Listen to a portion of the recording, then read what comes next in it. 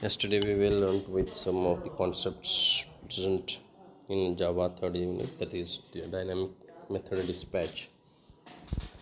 Actually, dynamic dispatch or a method dispatch is one technique or an advantage to execute the overriding methods of any of the classes. When classes are defined with same name, at that position some of the classes will be executing its own methods, but it is not going to execute the extended methods from the superclasses. To avoid that particular or to resolve that problem, we will be using with the dynamic method dispatch. Yesterday I've been seen with a simple example also. So today I'll be going with a very important, and for the purpose of examination, it is very important for your syllabus, within the syllabus, that is packages. Packages are nothing but called as a header files. You have already seen in your C programming language what actually meant by a header file. Header files are those things which are inbuilt statements or names, wherein which some of the files, some of the input output statements, some of the string functions which are present already defined within the file name, within the name of the header. They are predefined statements. They will be a predefined statements because a, a programmer who has been invented see, he has been written those all the things at the background, and you are going to access the functionalities of that particular header file from there within your program. For example, if I am going to use a statement called as include stdio.h, you think like that way. It is a standard input output header file which is going to access your printf, scanf, gets, puts, get char, put char, and so many things. Is it right? Whether you are writing any specific code for a printf, no, because already it has been written within that stdio.h, which it is going to access its functionality within your program without having any errors for your at the time of execution. So that header file means in a header file which is going to define the inbuilt statements which are already present within the system of that particular library formats, and those all the statements you are going to use in your programs. You are not going to write any specific code for execution of those all the statements. Is it right? Like that, here we can create packages. There is nothing but a header files. Here we are going to say packages means, and header files will be saying packages are a Java's way of grouping a variety of classes and or interfaces together. The grouping is usually done according to functionality. It is nothing but called as a container. Package is nothing but called as a container. For example, now you are going to say java.io.h. One package is there. Import java.io.h.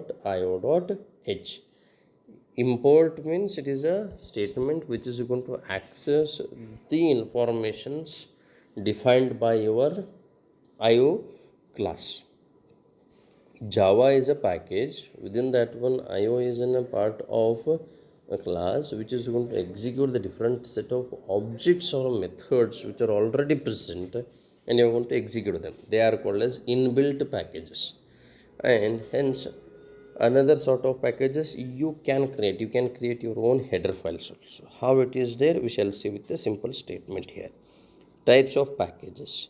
Packages can be in a form of built-in as well as user defined, wherein which it provides a set of built-in packages in form of API that stores related classes and sub packages.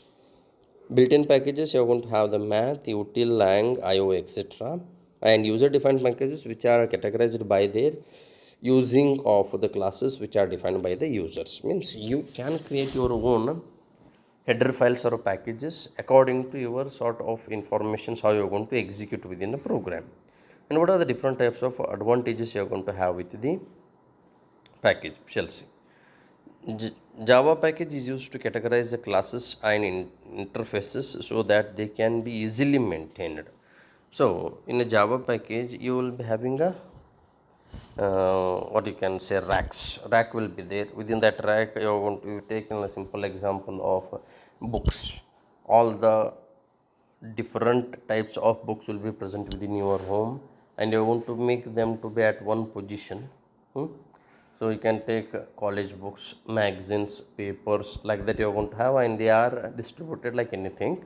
Then afterwards you are going to categorize them. These are the college books you should have to keep aside for the next usage, means that is called as an classes. You can take a simple statement over there.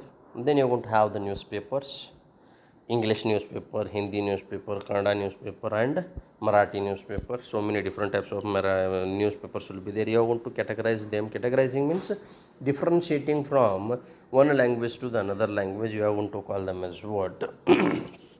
Categorizing the classes as well as interfaces, because when you are going to call those all the different types of classes or packages at the time of execution of a program, they can identify what actually you are doing within a programming concept. That is called as what? Categorizing the classes as well as interfaces. Java provides an access protection. Access protection means which type of package you are defined. From that particular package, only the informations will be dragged and utilized or used to execute within your programming concept.